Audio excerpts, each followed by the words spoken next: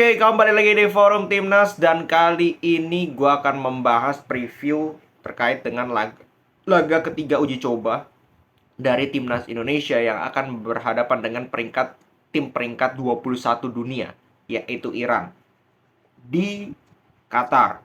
Ya, jadi Timnas Indonesia sudah ke Qatar, sudah sampai di Qatar beberapa hari yang lalu dan akan mengadakan uji coba dengan salah satu tim terkuat menurut gue di Asia. Selain Jepang, Korea, ya mungkin Arab Saudi.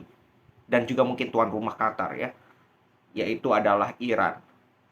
Nah, seperti yang kita tahu bahwa kemungkinan Shane Patinama belum bisa bergabung karena masih harus merawat ibunya yang sakit di Belanda.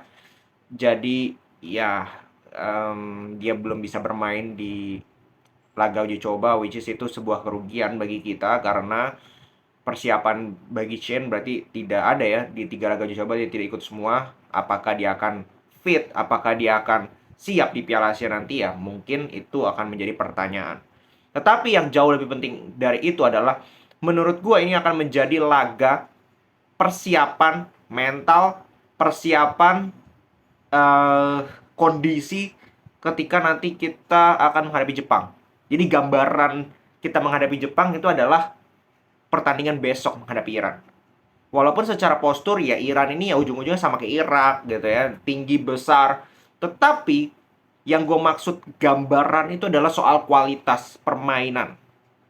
Iran dengan Jepang gue bisa bilang ya levelnya itu berada di level yang sama.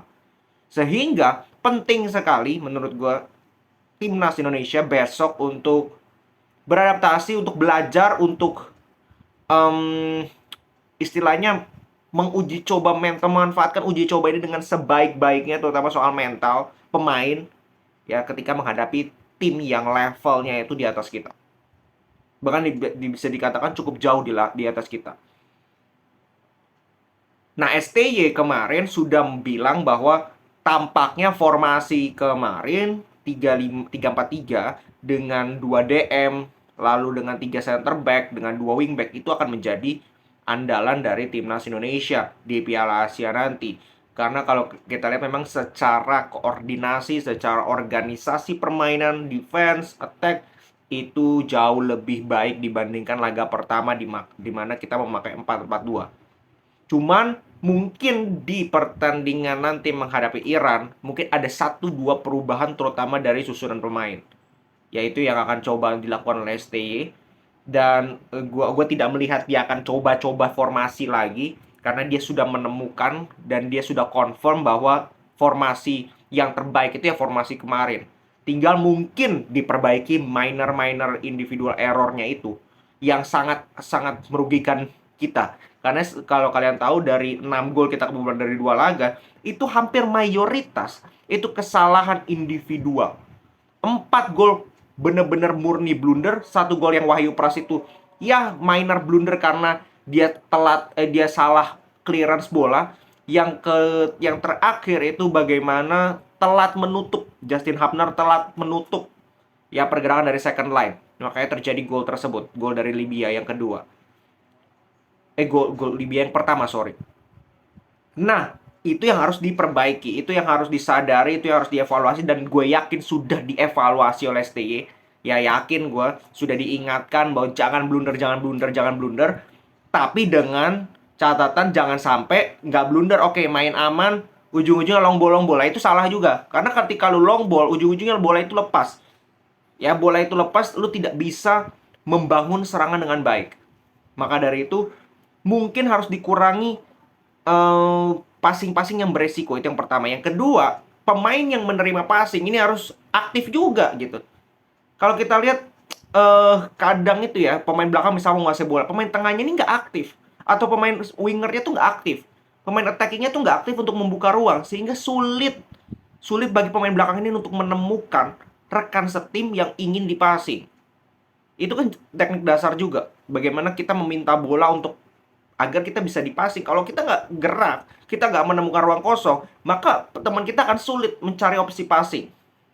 Nah, itu yang mungkin akan lebih difokuskan oleh STY. Kemarin dia bilang kita taktik itu belum belajar, kita belum membahas soal taktik. Taktik itu baru Kalau nggak salah, dia nggak salah bilang itu baru baru minim sekali lah bahas tentang taktik karena fisik menjadi fokus utama. Nah, mungkin di pertandingan kali ini STY sudah bisa lebih fokus soal taktikal, soal strategi. Nah, ini yang menurut gue menarik untuk kita tunggu menghadapi Iran nanti, yang gue bilang nggak usah deh kalian tuh terlalu ngejudge menang kalah, kita harus menang. Ini kemungkinan akan kalah. Serius, kemungkinan akan kalah karena perbedaan level terlalu jauh. Cuman bukan poin itu yang kita cari. Bukan poin kalahnya yang kita cari. Kalah menang yang kita cari. Bukan masalah poin FIFA kita kurang berapa. It's not the problem. The problem adalah kita harus bisa belajar dari match ini untuk persiapan nanti di Piala Asia menghadapi tekanan yang kurang lebih sama, bahkan lebih besar. Menghadapi Jepang, menghadapi Irak.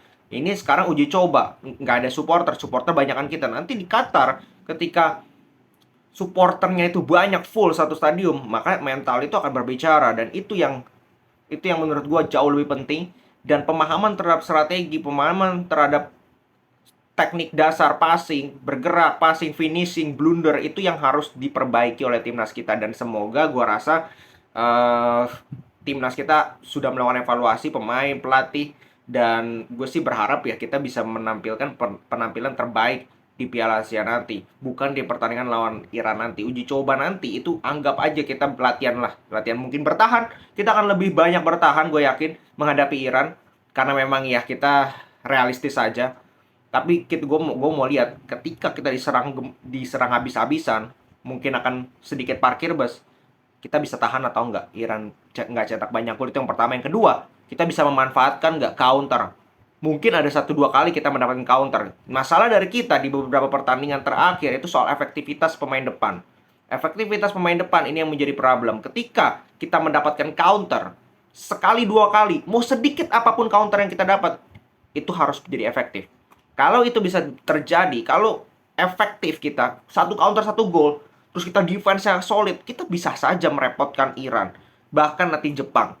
Ini soal kembali lagi koordinasi lini belakang dan bagaimana kita melakukan transisi. Nah, ini yang mungkin akan lebih dikonsernkan oleh STY soal ini. Ya, karena kita nggak mungkin mendominasi kan secara logika lawan Iran maupun lawan Jepang. Maka opsi yang tadi gue bilang, bertahan dengan compact, tidak buat blunder, dan counter cepat, efektif, penyelesaian akhir, itu yang akan difokuskan oleh STY. Semoga itu bisa terjadi nanti di lawan Iran. Apapun hasilnya, menang kalah, gue nggak terlalu peduli. Tapi yang gue jauh lebih peduli adalah bagaimana cara kita bermain, bagaimana cara kita melakukan pendekatan lawan Iran, karena itu akan menjadi gambaran nantinya ketika kita menghadapi Jepang. Oke? Kembali lagi, pentasnya itu di Piala Asia 15 Januari, bukan pertandingan lawan Iran. Jadi kalau kalah pun it's okay. Jangan jadi fans yang katro gitu ya, cuman melihat menang kalah, itu tidak dewasa sama sekali. Oke, segitu dulu. Kita lihat pertandingan nanti menghadapi Iran seperti apa, dan gue akan buat reviewnya juga. Salam sepak bola Indonesia.